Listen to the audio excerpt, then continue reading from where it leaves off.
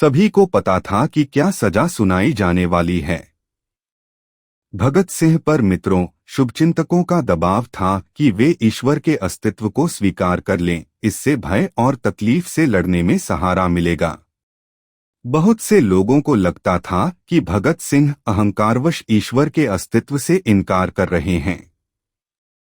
भगत सिंह के लिए यह प्रश्न व्यक्तिगत आस्था या अहंकार की बजाय क्रांतिकारी दृष्टिकोण की सुसंगति तथा विश्वसनीयता का प्रश्न था, और सजा की घड़ी ही उसकी सबसे बड़ी परीक्षा थी। फांसी की सजा सुनाए जाने के एक सप्ताह पहले लिखा गया यह लेख भगत सिंह की वैचारिक दृढ़ता, परिपक्वता और संवेदनशीलता का बेहतरीन उदाहरण है। यह लेख भारतीय क्रांतिकारी आंदोलन के इतिहास का बेहद मूल्यवान दस्तावेज है। दोस्तों, मेरा नाम शिवम कुमार है और ये पुस्तक मैं आपको सुनाने जा रहा हूँ। मैं नास्तिक क्यों हूँ? भगत सिंह। एक नई समस्या उठ खड़ी हुई है। क्या मैं किसी अहंकार के कारण सर्वशक्तिमान, सर्वव्यापी तथा सर्वज्ञानी ईश्वर के अस्तित्व पर विश्वास नहीं करता हूँ? मैंने कभी कल्पना भी न की थी कि मुझे इस समस्या का सामना करना पड़ेगा, लेकिन अपने दोस्तों से बातचीत के दौरान मुझे ऐसा महसूस हुआ कि मेरे कुछ दोस्त, यदि मित्रता का मेरा दावा गलत न हो, मेरे साथ अपने थोड़े से संपर्क में इस निष्कर्ष पर पहुंचने के लिए उत्सुक हैं कि मैं ईश्वर के अस्तित्व को नकार कर कुछ जरूरत से ज्यादा आगे जा रहा हूं, और मेरे घमंड ने कुछ हद तक मुझे इस अविश्वास के लिए उकसाया है। जी हाँ, यह एक गंभीर समस्या है। मैं ऐसी कोई शेखी नहीं बघारता कि मैं मानवीय कमजोरियों से बहुत ऊपर हूं। मैं एक मनुष्य हूं और इससे अधिक कुछ नहीं। कोई भी इससे अधिक होने का दावा नहीं कर सकता। एक कमजोरी मेरे अंदर भी है। अहंकार मेरे स्वभाव का अंग है। अपने कॉमरेडों के बीच मुझे एक निरंकुश व्यक्ति कहा जाता था। यहां तक कि मेरे दोस्त श्री बी के दत्त भी मुझे कभी कभी ऐसा कहते थे। कई मौकों पर स्वेच्छाचारी कहकर मेरी निंदा भी की गई। कुछ दोस्तों को यह शिकायत है, और गंभीर रूप से है, कि मैं अनचाहे ही अपने विचार उन पर थोपता हूं और अपने प्रस्तावों को मनवा लेता हूं। यह बात कुछ हद तक सही है, इससे मैं इनकार नहीं करता। इसे अहंकार भी कहा जा सकता है। जहां तक अन्य प्रचलित मतों के मुकाबले हमारे अपने मत का सवाल है, मुझे निश्चय ही अपने मत पर गर्व है। लेकिन यह व्यक्तिगत नहीं है। ऐसा हो सकता है कि यह केवल अपने विश्वास के प्रति न्यायोचित गर्व हो, और इसको घमंड नहीं कहा जा सकता। घमंड, या सही शब्दों में अहंकार, वस्तुतः स्वयं के प्रति अनुचित गर्व है। तो फिर क्या यह अनुचित गर्व है जो मुझे नास्तिकता की ओर ले गया, अथवा इस विषय का खूब सावधानी के साथ अध्ययन करने और उस पर खूब विचार करने के बाद मैंने ईश्वर पर अविश्वास किया? यह वह प्रश्न है जिसके बारे में मैं यहां बात करना चाहता हूं। लेकिन पहले मैं यह साफ कर दूं कि आत्माभिमान और अहंकार दो अलग अलग बातें हैं। पहली बात तो मैं यह समझने में पूरी तरह से असमर्थ रहा हूं कि अनुचित गर्व या वृथाभिमान किस प्रकार किसी व्यक्ति के ईश्वर में विश्वास करने के रास्ते में रोड़ा बन सकता है। मैं वास्तव में किसी महान व्यक्ति की महानता को मान्यता न दूं, यह तभी हो सकता है जब मुझे भी थोड़ा ऐसा यश प्राप्त हो गया हो जिसके या तो मैं योग्य नहीं हूं, या मेरे अंदर वो गुण नहीं है जो कि इसके लिए आवश्यक अथवा अनिवार्य है। यहां तक तो समझ में आता है। लेकिन यह कैसे हो सकता है कि एक व्यक्ति जो ईश्वर में विश्वास रखता हो, सहसा अपने व्यक्तिगत अहंकार के कारण उसमें विश्वास करना बंद कर दे? दो ही रास्ते संभव हैं। या तो मनुष्य अपने को ईश्वर का प्रतिद्वंद्वी समझने लगे, या वह स्वयं को ही ईश्वर मानना शुरू कर दे। इन दोनों ही अवस्थाओं में वह सच्चा नास्तिक नहीं बन सकता। पहली अवस्था में वह अपने प्रतिद्वंद्वी के अस्तित्व को नकारता ही नहीं है। दूसरी अवस्था में भी वह एक ऐसी चेतना के अस्तित्व को मानता है जो पर्दे के पीछे से प्रकृति की सभी गतिविधियों का संचालन करती है। हमारे लिए इस बात का कोई महत्व नहीं कि वह अपने को ही परम आत्मा समझता है या यह समझता है कि वह परम चेतना उससे परे कुछ और है। मूल बात तो मौजूद है, उसका विश्वास मौजूद है। वह किसी भी तरह एक नास्तिक नहीं है। तो मैं यह कहना चाहता था कि न तो मैं पहली श्रेणी में आता हूं न दूसरी में। मैं तो उस सर्वशक्तिमान परम आत्मा के अस्तित्व से ही इनकार करता हूं। मैं इससे क्यों इनकार करता हूं, इसको बाद में देखेंगे। यहां तो मैं एक बात यह स्पष्ट कर देना चाहता हूं कि यह अहंकार नहीं है जिसने मुझे नास्तिकता के सिद्धांत को ग्रहण करने के लिए प्रेरित किया। न तो मैं एक प्रतिद्वंद्वी हूं, नहीं एक अवतार और नहीं स्वयं परमात्मा। एक बात निश्चित है, ये अहंकार नहीं है जो मुझे इस भांति सोचने की ओर ले गया। इस अभियोग को अस्वीकार करने के लिए आइए तथ्यों पर गौर करें। मेरे इन दोस्तों के अनुसार दिल्ली बम केस और लाहौर षड्यंत्र केस के दौरान मुझे जो अनावश्यक यश मिला, शायद उस कारण मैं वृथाभिमानी हो गया हूं। आइए देखें कि क्या ये पक्ष सही है। मेरा नास्तिकतावाद कोई अभी हाल की उत्पत्ति नहीं है। मैंने तो ईश्वर पर विश्वास करना तब छोड़ दिया था जब मैं एक अप्रसिद्ध नौजवान था जिसके अस्तित्व के बारे में मेरे उपरोक्त दोस्तों को कुछ पता भी न था। कम से कम एक कॉलेज का विद्यार्थी तो ऐसे किसी अनुचित अहंकार को नहीं पाल पोस सकता जो उसे नास्तिकता की ओर ले जाए।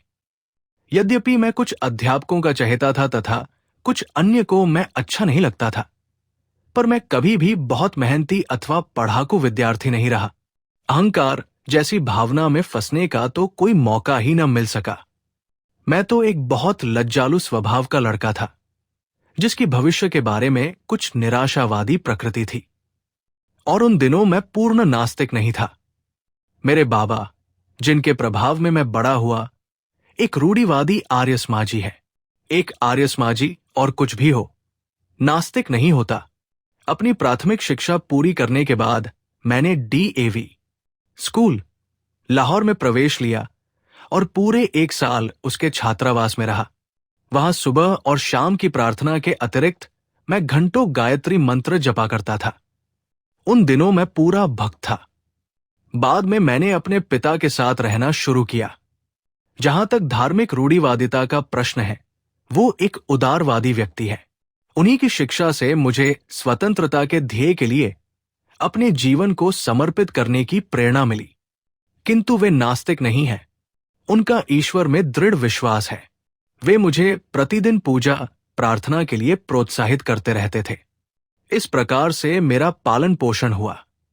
असहयोग आंदोलन के दिनों में मैंने राष्ट्रीय कॉलेज में प्रवेश लिया। यहां आकर ही मैंने सारी धार्मिक समस्याओं, यहां तक कि ईश्वर के बारे में उदारतापूर्वक सोचना, विचारना तथा उसकी आलोचना करना शुरू किया। पर अभी भी मैं पक्का आस्तिक था।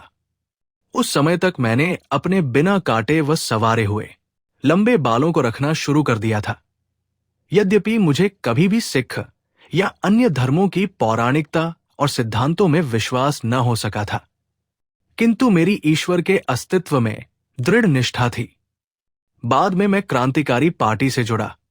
वहां पर जिस पहले नेता से मेरा संपर्क हुआ, वे तो पक्का विश्वास न होते हुए भी ईश्वर के अस्तित्व को नकारने का साहस नहीं कर सकते थे।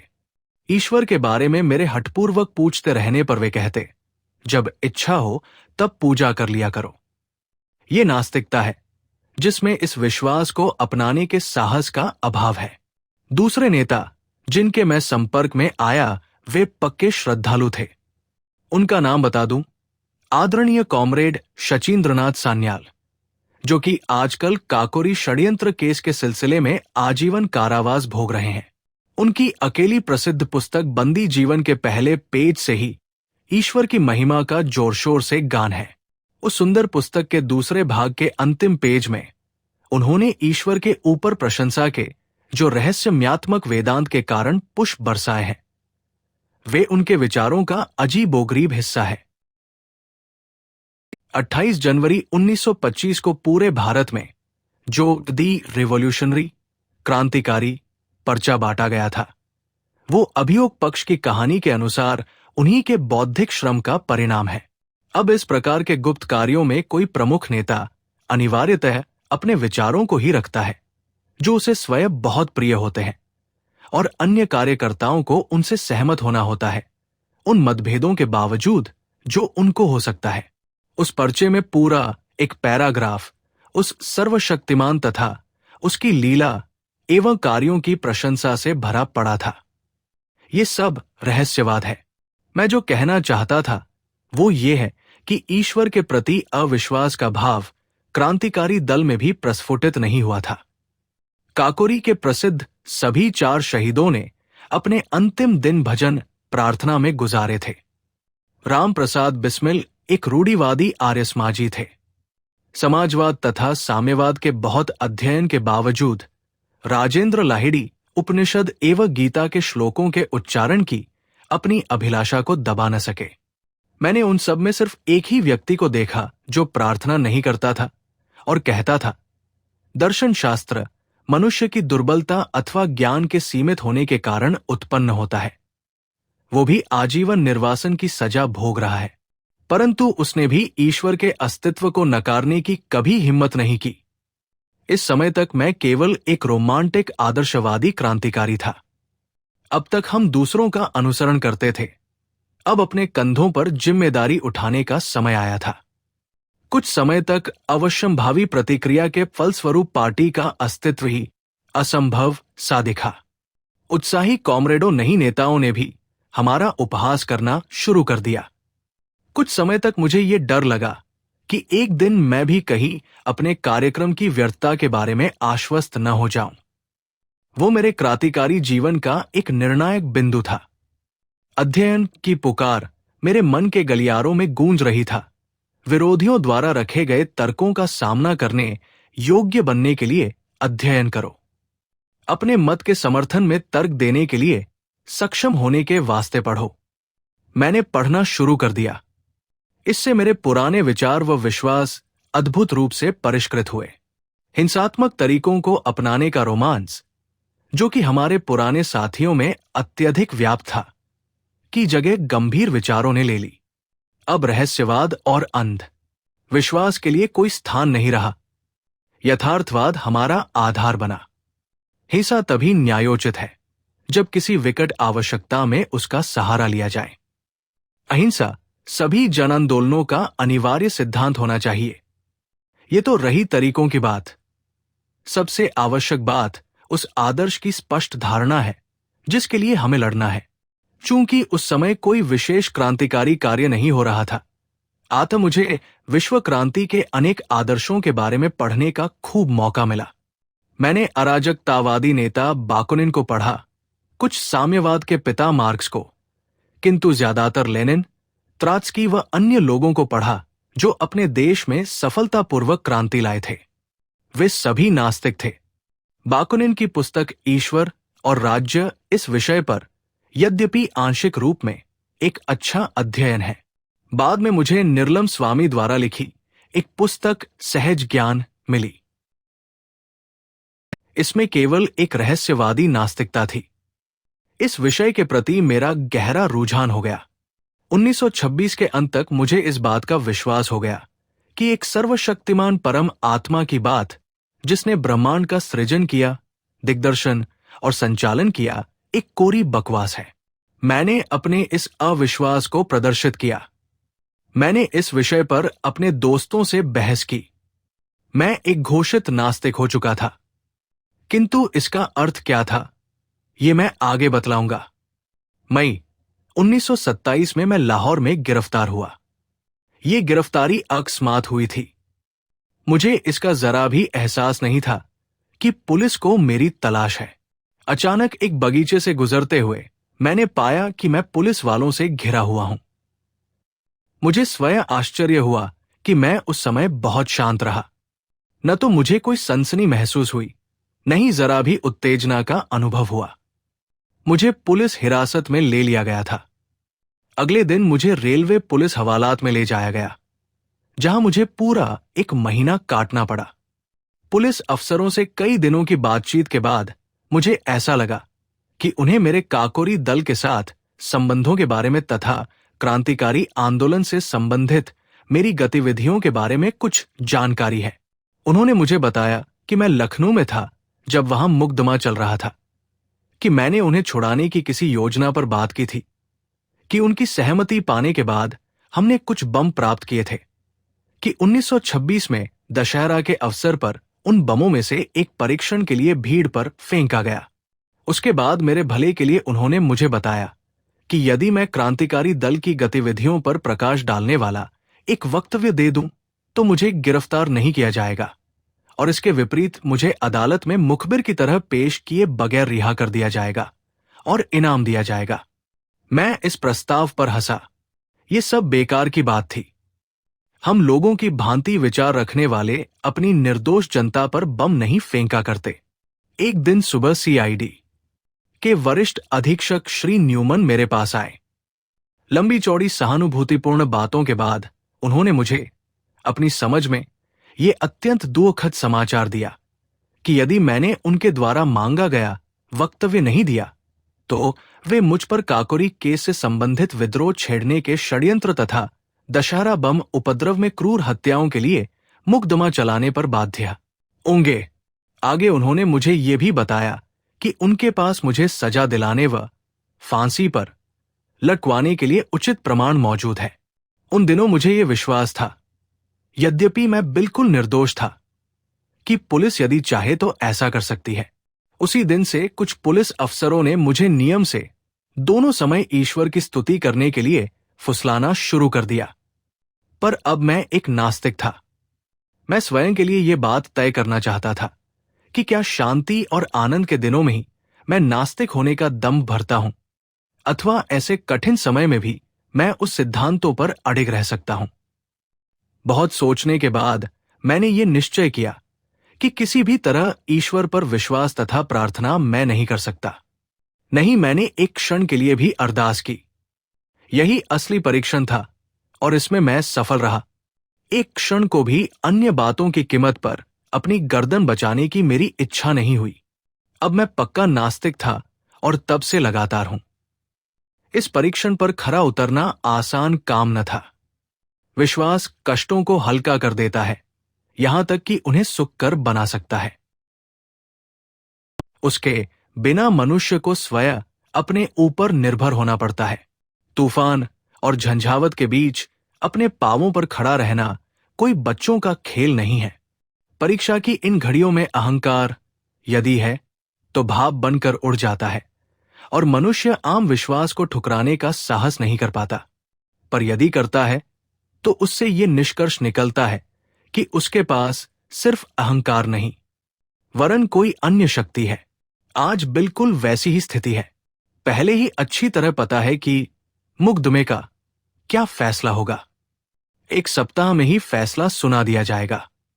मैं अपना जीवन एक ध्येय के लिए कुर्बान करने जा रहा हूं। इस विचार के अतिरिक्त और क्या सांत्वना हो सकती है? ईश्वर में विश्वास रखने वाला हिंदू पुनर्जन्म पर एक राजा होने की आशा कर सकता है। एक मुसलमान या ईसाई स्वर्ग में व्याप्त समृद्धि के आनंद की तथा अपने कष्टों और बलिदानों के लिए पुरस्कार की कल्पना कर सकता है। किंतु मैं किस बात की आशा करूं? मैं जानता हूं कि जिस क्षण रस्सी का फंदा मेरी गर्दन पर लगेगा और मेरे पैरों के नीचे से तख्ता हटेगा, वही पूर्ण विराम होगा, वही अंतिम क्षण होगा। मैं या संक्षेप में आध्यात्मिक शब्दावली की व्याख्या के अनुसार मेरी आत्मा सब वही समाप्त हो जाएगा। आगे कुछ भी नहीं रहेगा। एक छोटी सी जूझती हुई जिंदगी जिसकी कोई ऐसी गौरवशाली परिणति नहीं है, अपने में स्वयं एक पुरस्कार होगी, यदि मुझमें उसे इस दृष्टि से देखने का साहस हो। यही सब कुछ है। बिना किसी स्वार्थ के यहां या यहां के बाद पुरस्कार की इच्छा के बिना मैंने अनासक्त भाव से अपने जीवन को स्वतंत्रता के ध्येय पर समर्पित कर दिया है, क्योंकि मैं और कुछ कर ही नहीं सकता था। जिस दिन हमें इस मनोवृत्ति के बहुत से पुरुष और महिलाएं मिल जाएंगे जो अपने जीवन को मनुष्य की सेवा तथा पीड़ित मानवता के उद्धार के अतिरिक्त और कहीं समर्पित कर ही नहीं सकते, उसी दिन मुक्ति के युग का शुभारंभ होगा।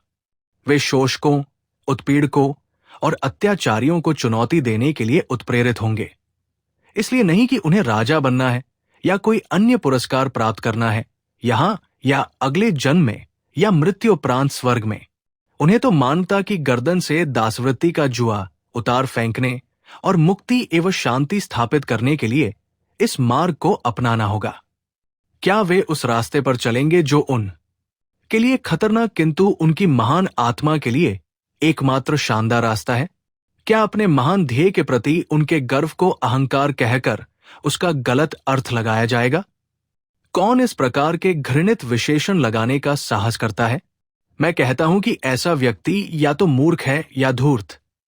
हमें चाहिए कि उसे क्षमा कर दें, क्योंकि वो उस हृदय में उद्वेलित उच्च विचारों, भावनाओं, आवेगों तथा उनकी गहराई को महसूस नहीं कर सकता।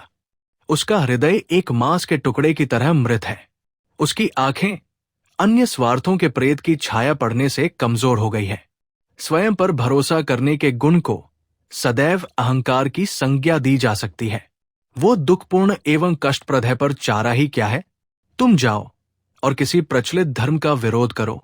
जाओ और किसी हीरो की, महान व्यक्ति की, जिसके बारे में सामान्यतः ये विश्वास किया जाता है कि वो आलोचना से परे है, क्योंकि वो गलती कर ही नहीं सकता, आलोचना करो। तो तुम्हारे तर्क की शक्ति हजारों लोगों को तुम पर वृथाभिमानी होने का आक्षेप लगाने को मजबूर कर देगी। ऐसा मानसिक जड़ता के कारण होता है। आलोचना तथा स्वतंत्र विचार दोनों ही एक क्रांतिकारी के अनिवार्य गुण हैं, क्योंकि महात्मा जी महान हैं। आत किसी को उनकी आलोचना नहीं करनी चाहिए, चूंकि वो ऊपर उठ गए हैं। आत हर बात जो वे कहते हैं, चाहे वो राजनीति के क्षेत्र की हो अथवा धर्म, अर्थशास्त्र अथवा नीति शास्त्र के, सब सही है। आप चाहे आश्वस्त हो अथवा नहीं, आपको कहना चाहिए, हाँ यही सच है। ऐसी मानसिकता विकास की ओर नहीं ले जा सकती। ये तो स्पष्ट रूप से प्रतिक्रियावादी है, क्योंकि हमारे पूर्वजों ने किसी परम आत्मा, सर्वशक्तिमान ईश्वर के प्रति विश्वास बना लिया था। अतः किसी भी ऐसे व्यक्ति को जो उस विश्वास की सत्यता या उस परमात्मा के अस्तित्व ही को चुनौती दे, विधर्मी, विश्वासघाती कहा जाएगा।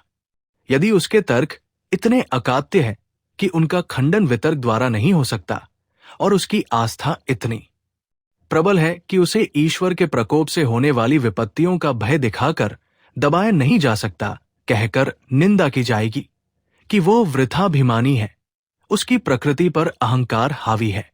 तो इस व्यर्थ विवाद पर समय नष्ट करने का क्या लाभ? फिर इन सारी बातों पर बहस करने की कोशिश क्यों? ये लंबी बहस इसलिए क्योंकि जनता के सामने ये प्रश्न आज पहली बार आया है, और आज ही पहली बार इस पर वस्तुगत रूप में चर्चा हो रही है। जहां तक पहले प्रश्न की बात है, मैं समझता हूं कि मैंने ये साफ कर दिया है कि ये मेरा अहंकार नहीं था जो मुझे नास्तिकता की ओर ले गया। मेरे तर्क का तरीका संतोषप्रद सिद्ध होता है या नहीं, इसका निर्णय मेरे पाठकों को करना है, मुझे नहीं। मैं जानता हूं कि वर्तमान परिस्थितियों में ईश्वर पर विश्वास ने मेरा जीवन आसान और मेरा बोझ हल्का कर दिया होता, और उस पर मेरे अविश्वास ने सारे वातावरण को अत्यंत शुष्क बना दिया है, और परिस्थितियां एक कठोर रूप ले सकती है। थोड़ा सा रहस्यवाद इसे कवित्वमय बना सकता है, किंतु मेरे भाग्य को किसी उन्माद का सहारा नहीं चाहिए। मैं यथार्थवादी हूं। मैं अपनी अंतः प्रकृति पर विवेक की सहायता से विजय चाहता हूं। इस ध्येय में मैं सदैव सफल नहीं हुआ।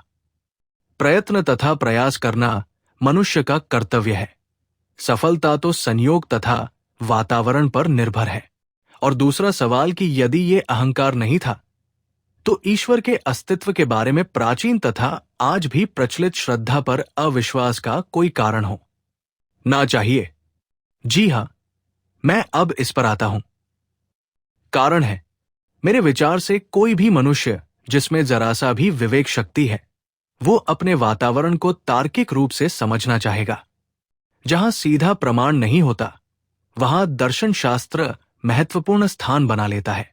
जैसा कि मैंने पहले कहा था, मेरे कुछ क्रांतिकारी साथी कहा करते थे कि दर्शन शास्त्र मनुष्य की दुर्बलता का परिणाम है। जब हमारे पूर्वजों ने फुर्सत के समय विश्व के रहस्य को, इसके भूत, वर्तमान एवं भविष्य को, इसके क्यों और कहां से को समझने का प्रयास किया, तो सीधे प्रमाणों के भारी अभाव में हर व्यक्ति ने इन प्रश्नों को अपने अपने ढंग से हल किया। यही कारण है कि विभिन्न धार्मिक मतों के मूलतत्व में ही हमें इतना अंतर मिलता है, जो कभी कभी तो वैमनस्य तथा झगड़े का रूप ले लेता है। न केवल पूर्व और पश्चिम के दर्शनों में मतभेद है, बल्कि प्रत्येक गोलार्ध के विभिन्न मतों में आपस में अंतर है। एशियाई धर्मों में, इस्लाम तथा हिंदू धर्मों में जरा भी एकरूपता नहीं है। भारत में ही बौद्ध तथा जैन धर्म उस ब्राह्मणवाद से बहुत अलग है, जिसमें स्वयं आर्य समाज व सनातन धर्म जैसे विरोधी मत पाए जाते हैं। पुराने समय का एक अन्य स्वतंत्र विचारक चार्वाक है। उसने ईश्वर को पुराने समय में ही चुनौती दी थी। ये सभी मत एक दूसरे के मूलभूत प्रश्नों पर मतभेद रखते हैं और हर व्यक्ति अपने को सही समझता है। यही तो दुर्भाग्य की बात है। बजाय इसके कि हम पुराने विद्वानों एवं विचारकों के अनुभवों तथा विचारों को भविष्य में अज्ञानता के विरुद्ध लड़ाई का आधार बनाएं और इस रहस्यमय प्रश्न को हल करने की कोशिश करें, हम आलसियों की तरह, जो कि हम सिद्ध हो चुके हैं, विश्वास की उनके कथन में अविचल एवं संशयहीन विश्वास की चीख पुकार मचाते रहते हैं। इस प्रकार मानवता के विकास को जड़ बनाने के अपराधी हैं। प्रत्येक मनुष्य को, जो विकास के लिए खड़ा है, रूढ़िगत विश्वासों के हर पहलू की आलोचना तथा उन पर अविश्वास करना होगा और उनको चुनौती देनी होगी। प्रत्येक प्रचलित मत की हर बात को हर कोने से तर्क की कसौटी पर कसना होगा। यदि काफी तर्क के बाद भी वो किसी सिद्धांत या दर्शन के प्रति प्रेरित होता है, तो उसके विश्वास का स्वागत है। उसका तर्क असत्य, भ्रमित या छलावा और कभी कभी मिथ्या हो सकता है, लेकिन उसको सुधारा जा सकता है, क्योंकि विवेक उसके जीवन का दिशा सूचक है। लेकिन निरा विश्वास और अंधविश्वास खतरनाक है। ये मस्तिष्क को मूढ़ और मनुष्य को प्रतिक्रियावादी बना देता है।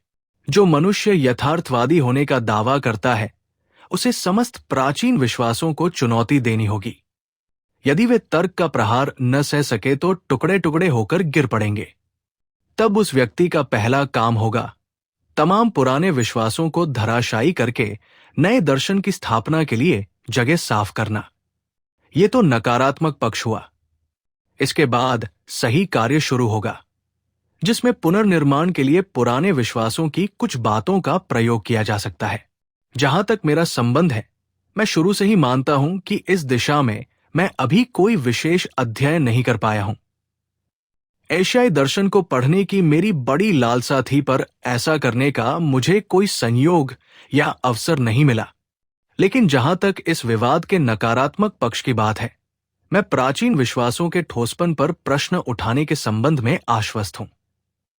मुझे पूरा विश्वास है कि एक चेतन परम आत्मा का, जो कि प्रकृति की गति का दिग्दर्शन एवं संचालन करती है, कोई अस्तित्व नहीं है। हम प्रकृति में विश्वास करते हैं और समस्त प्रगति का ध्येय मनुष्य द्वारा अपनी सेवा के लिए प्रकृति पर विजय पाना है।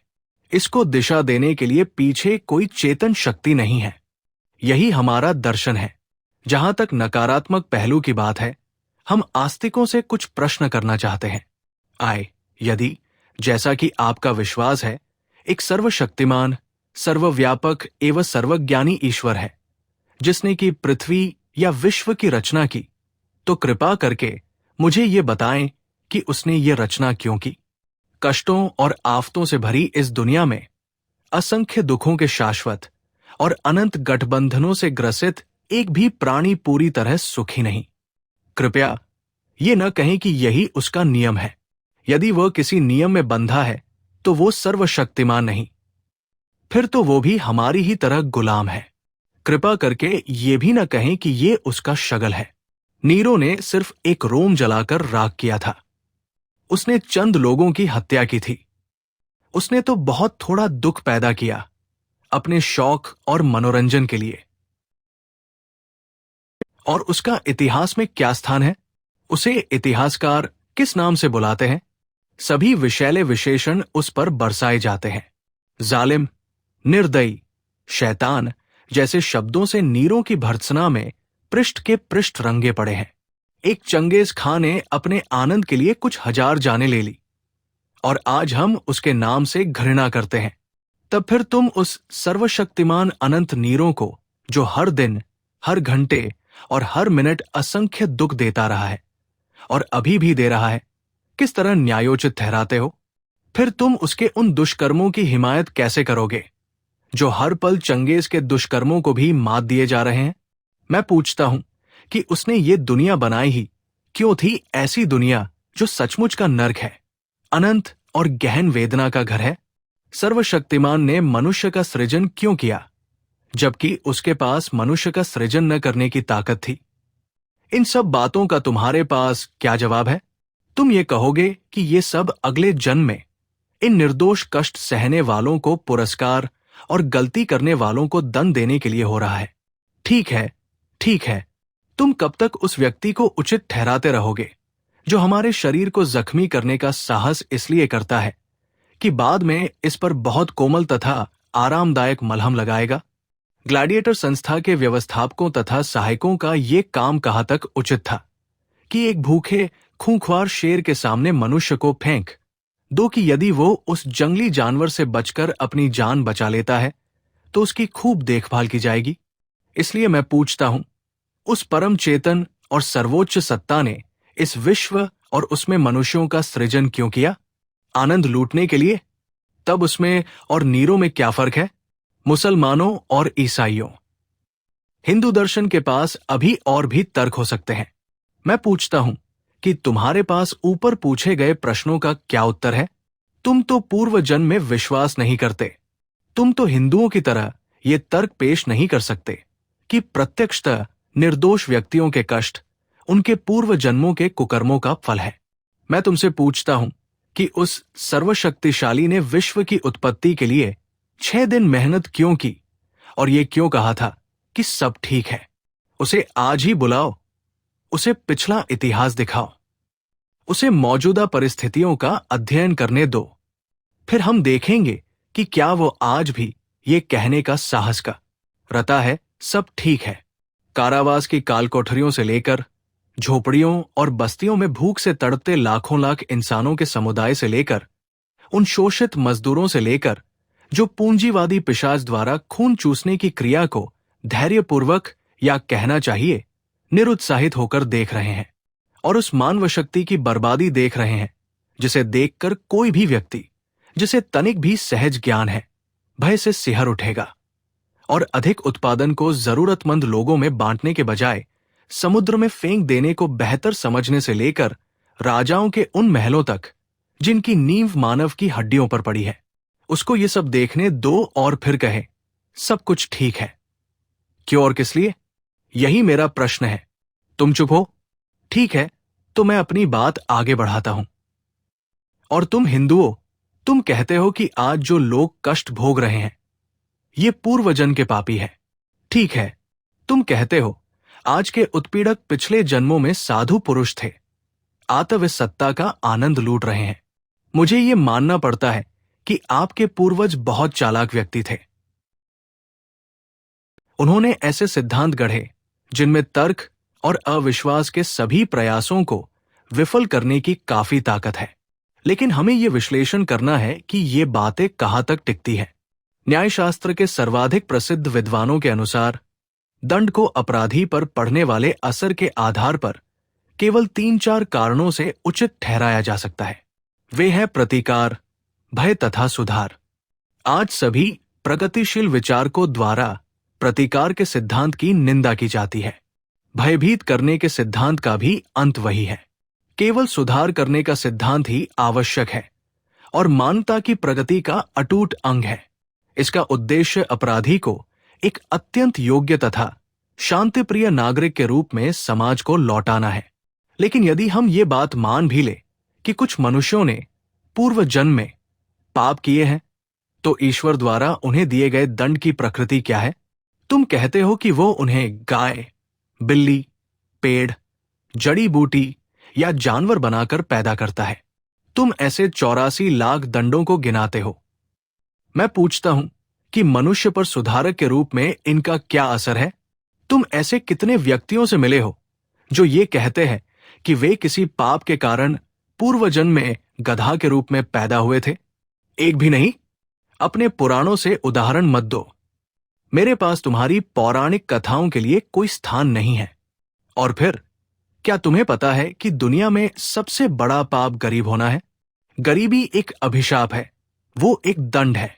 मैं पूछता हूं कि अपराध विज्ञान, न्यायशास्त्र या विधि शास्त्र के एक ऐसे विद्वान की आप कहां तक प्रशंसा करेंगे जो किसी ऐसी दंड प्रक्रिया की व्यवस्था करे जो कि अनिवार्यतः मनुष्य को और अधिक अपराध करने को बाध्य करे?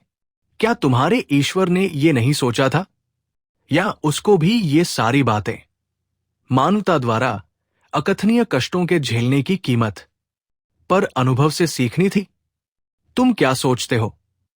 किसी गरीब तथा अनपढ़ परिवार जैसे एक चमार या मेहतर के यहां पैदा होने पर इंसान का भाग्य क्या होगा? चूंकि वो गरीब है, इसलिए पढ़ाई नहीं कर सकता। वो अपने उन साथियों से तिरस्कृत और त्यक्त रहता है जो ऊंची जाति में पैदा होने की वजह से अपने को उससे ऊंचा समझते हैं। उसका अज्ञान, उसकी गरीबी तथा उससे किया गया व्यवहार उसके हृदय को समाज के प्रति निष्ठुर बना देते हैं। मान लो यदि वो कोई पाप करता है तो उसका फल कौन भोगेगा? ईश्वर, वो स्वयं या समाज के मनीषी? और उन लोगों के दंड के बारे में तुम क्या कहोगे जिन्हें दंभी और घमंडी ब्राह्मणों ने जानबूझकर अज्ञानी बनाए रखा था, जिन्हें तुम्हारी ज्ञान की पवित्र पुस्तकों वेदों के कुछ वाक्य सुन लेने के कारण कान में पिघले शीशे की धारा को सहने की सजा भुगतनी पड़ती थी? यदि वे कोई अपराध करते हैं तो उसके लिए कौन जिम्मेदार होगा और उसका प्रहार कौन सहेगा? मेरे प्रिय दोस्तों, ये सारे सिद्धांत विशेषाधिकार युक्त लोगों के आविष्कार हैं। ये अपनी हथियाई हुई शक्ति, पूंजी तथा उच्चता को इन सिद्धांतों के आधार पर सही ठहराते हैं। जी हां, शायद वो अपटन सिंक्लेयर ही था जिसने किसी जगह लिखा था कि मनुष्य को बस आत्मा की अमरता में विश्वास दिला दो और उसके बाद उसका सारा धन व संपत्ति लूट लो। वो बगैर बड़बड़ाए इस कार्य में तुम्हारी सहायता करेगा। धर्म के उपदेशकों तथा सत्ता के स्वामियों के गठबंधन से ही जेल, फांसी घर, कोड़े और ये सिद्धांत उपजते हैं। मैं पूछता हूं कि तुम्हारा सर्वशक्तिशाली ईश्वर हर व्यक्ति को उस समय क्यों नहीं रोकता है जब वो कोई पाप या अपराध कर रहा होता है? ये तो वो बहुत आसानी से कर सकता है। उसने क्यों नहीं लड़ाकू राजाओं को या उनके अंदर लड़ने के उन्माद को समाप्त किया और इस प्रकार विश्व युद्ध द्वारा मानवता पर पड़ने वाली विपत्तियों से उसे क्यों नहीं बचाया? उसने अंग्रेजों के मस्तिष्क में भारत को मुक्त कर देने हेतु भावना क्यों नहीं पैदा की? वो क्यों नहीं पूंजीपतियों के हृदय में ये परोपकारी उत्साह भर देता कि वे उत्पादन के साधनों पर व्यक्तिगत संपत्ति का अपना अधिकार त्याग दें और इस प्रकार न केवल संपूर्ण श्रमिक समुदाय वरन समस्त मानव समाज को पूंजीवाद की बेड़ियों से मुक्त करें? आप समाजवाद की व्यावहारिकता पर तर्क करना चाहते हैं। मैं इसे आपके सर्वशक्तिमान पर छोड़ देता हूं कि वह इसे लागू करे। जहां तक जनसामान्य की भलाई की बात है, लोग समाजवाद के गुणों को मानते हैं, पर वो इसके व्यावहारिक न होने का बहाना लेकर इसका विरोध करते हैं। चलो, आपका परमात्मा आए और वो हर चीज को सही तरीके से कर दे। अब घुमा फिराकर तर्क करने का प्रयास न करें, वो बेकार की बातें हैं। मैं आपको ये बता दूं कि अंग्रेजों की हुकूमत यहां इसलिए नहीं है कि ईश्वर चाहता है, बल्कि इसलिए कि उनके पास ताकत है और हम में उनका विरोध करने की हिम्मत नहीं। वे हमें अपने प्रभुत्व में ईश्वर की सहायता से नहीं रखे हुए हैं, बल्कि बंदूकों, राइफलों, बम और गोलियों, पुलिस और सेना के सहारे रखे हुए हैं।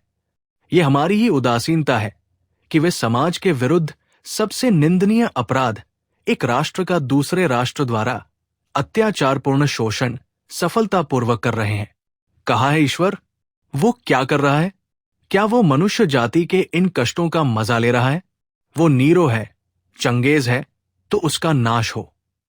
क्या तुम मुझसे पूछते हो कि मैं इस विश्व की उत्पत्ति और मानव की उत्पत्ति की व्याख्या कैसे करता हूं?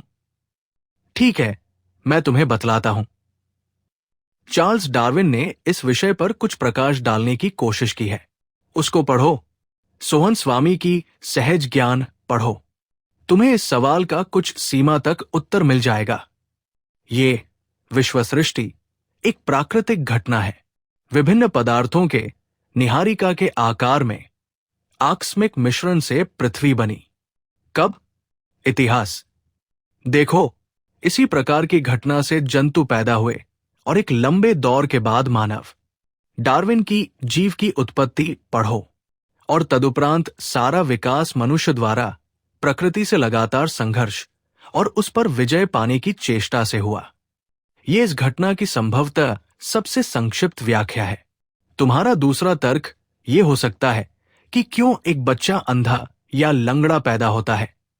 यदि ये उसके पूर्व जन्म में किए कार्यों का फल नहीं है तो? जीव विज्ञान वेत्ताओं ने इस समस्या का वैज्ञानिक समाधान निकाला है।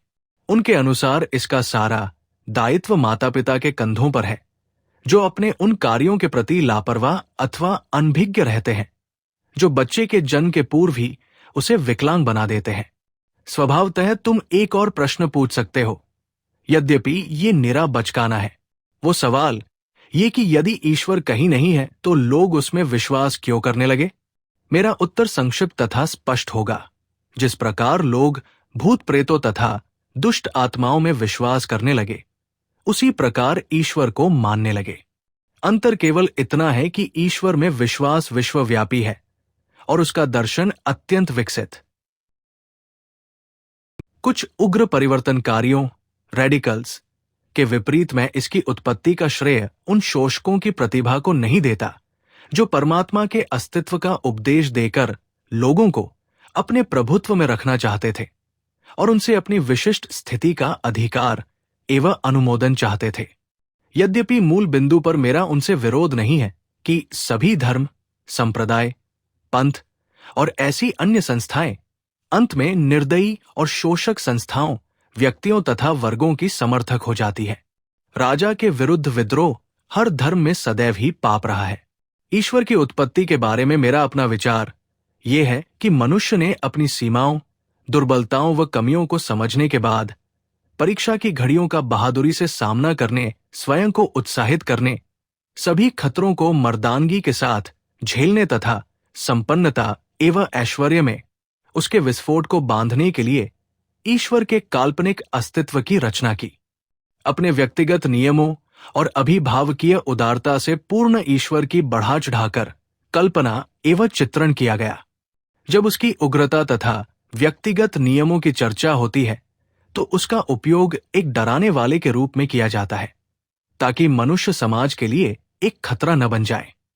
जब उसके अभिभावकीय गुणों की व्याख्या होती है तो उसका उपयोग एक पिता, माता, भाई, बहन, दोस्त तथा सहायक की तरह किया जाता है। इस प्रकार जब मनुष्य अपने सभी दोस्तों के विश्वासघात और उनके द्वारा त्याग देने से अत्यंत दुखी हो तो उसे इस विचार से सांत्वना मिल सकती है कि एक सच्चा दोस्त उसकी सहायता करने को है, उसे सहारा देगा, जो कि सर्वशक्तिमान है और कुछ भी कर सकता है। वास्तव में आदिम काल में यह समाज के लिए उपयोगी था। विपदा में पड़े मनुष्य के लिए ईश्वर की कल्पना सहायक होती है। समाज को इस ईश्वरीय विश्वास के विरुद्ध उसी तरह लड़ना होगा जैसे कि मूर्ति पूजा तथा धर्म संबंधी क्षुद्र विचारों के विरुद्ध लड़ना पड़ा था। इसी प्रकार मनुष्य जब अपने पैरों पर खड़ा होने का प्रयास करने लगे और यथार्थवादी बन जाए तो उसे ईश्वरीय श्रद्धा को एक ओर फेंक देना चाहिए और उन सभी कष्टों, परेशानियों का पौरुष के साथ सामना करना चाहिए जिसमें परिस्थितियां उसे पलट सकती है। मेरी स्थिति आज यही है। ये मेरा अहंकार नहीं है। मेरे दोस्तों, ये मेरे सोचने का ही तरीका है जिसने मुझे नास्तिक बनाया है। मैं नहीं जानता कि ईश्वर में विश्वास और रोज बरोज की प्रार्थना, जिसे मैं मनुष्य का सबसे अधिक स्वार्थी और गिरा हुआ काम मानता हूं, मेरे लिए सहायक सिद्ध होगी या मेरी स्थिति को और चौपट कर देगी। मैंने उन नास्तिकों के बारे में पढ़ा है जिन्होंने सभी विपदाओं का बहादुरी से सामना किया। अतः मैं भी एक मर्द की तरह फांसी के फंदे की अंतिम घड़ी तक सिर ऊंचा किए खड़ा रहना चाहता हूं। देखना है कि मैं इस पर कितना खरा उतर पाता हूं। मेरे एक दोस्त ने मुझे प्रार्थना करने को कहा। जब मैंने उसे अपने नास्तिक होने की बात बतलाई तो उसने कहा, देख लेना, अपने अंतिम दिनों में तुम ईश्वर को मानने लगोगे। मैंने कहा, नहीं प्रिय महोदय, ऐसा नहीं होगा। ऐसा करना मेरे लिए अपमानजनक तथा पराजय की बात होगी। स्वार्थ के लिए मैं प्रार्थना नहीं करूंगा। पाठकों और दोस्तों, क्या ये अहंकार है? अगर है तो मैं इसे स्वीकार करता हूं। दोस्तों, भगत सिंह जी ने जातिवाद पर भी बहुत कुछ बोला है, जो आपको अगली वीडियो में सुनने को मिलेगा। धन्यवाद।